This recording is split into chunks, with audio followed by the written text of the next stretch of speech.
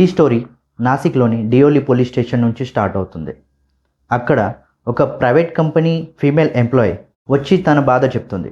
అది విన్న తర్వాత పోలీస్ ఆఫీసర్స్ షాక్ అవుతారు. అమ్మాయి చెప్పిన దాని ప్రకారం 2022 నుండి 2026 వరకు ఆఫీస్లో తనని టార్చర్ చేసేవారు.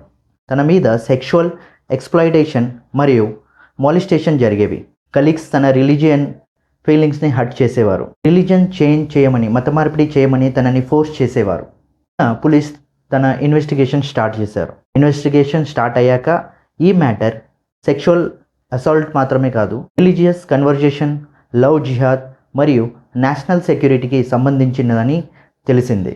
నాసిక్లోని ఐటీ కంపెనీ TCS ఈ బ్రాంచ్లో రిలీజియన్ కన్వర్జేషన్ జరుగుతున్నట్లు 8 మంది ఫీమేల్ ఎంప్లాయీస్ బయటపెట్టారు. ఎవిడెన్స్ కోసం నాసిక్ పోలీసులు ఫిల్మీ స్టైల్ ఇన్వెస్టిగేషన్ మొదలుపెట్టారు. పోలీస్ ఆఫీసర్ని అండర్ కవర్ ఏజెంట్ లాగా ఆ కంపెనీలోకి పంపారు. వాళ్ళు 40 days నార్మల్ ఎంప్లాయీగా అక్కడ వెళ్ళి అక్కడ ఉన్న భయంకరమైన సిచ్యువేషన్ని, అక్కడ ఉన్న వాతావరణాన్ని బయటపెట్టారు.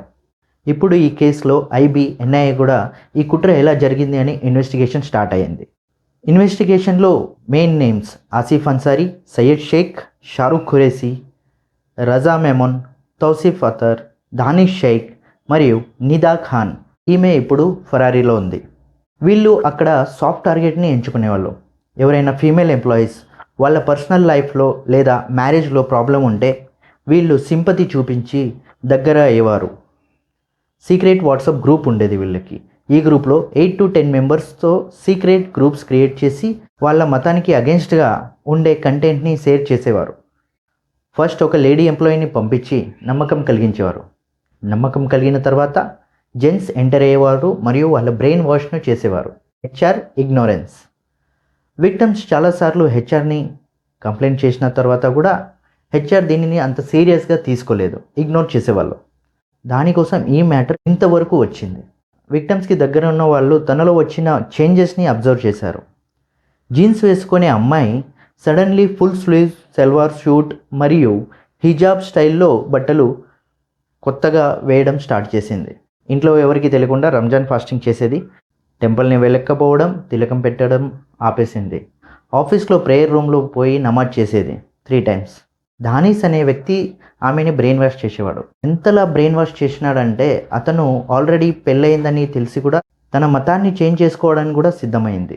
న్యూస్ బయటికి వచ్చిన తర్వాత TCS కంపెనీ ఒక స్టేట్మెంట్ ఇచ్చింది.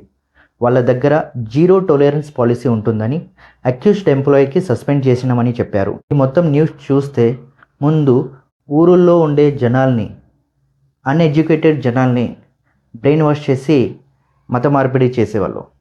ఇప్పుడు అది సిటీలో ఎడ్యుకేటెడ్ పీపుల్ని కూడా వదలలేదు. ఏ మతానికి చెందిన దేవుడు ఎప్పుడు ఎవరికి చెప్పాడు, మీరు మా రిలీజియన్లో చేంజ్ కాండి, నేను మీకు బాగా చూసుకుంటా అని. అలా చేసేది పొలిటికల్ పార్టీస్. మా పార్టీలో రండి, మీకు ఇల్లు ఇస్తాం, మా పార్టీలో రండి, రేషన్ కార్డు ఇస్తాం. వాళ్ళు పొలిటికల్ పార్టీస్ కాదు, వాళ్ళు దేవుళ్ళు. మీరు ఏ మతంలో ఉన్నా మీ గురించి మంచిగానే చేస్తారు. ఇది మాత్రం గుర్తుపెట్టుకోండి. సో ఇలాంటి మరికొన్ని న్యూస్ మీకోసం ఎప్పుడు తెస్తూనే ఉంటా. నా ఛానల్ని లైక్, షేర్, సబ్స్క్రైబ్ చేయండి మరియు సపోర్ట్ చేయండి. Thank you. Bye bye.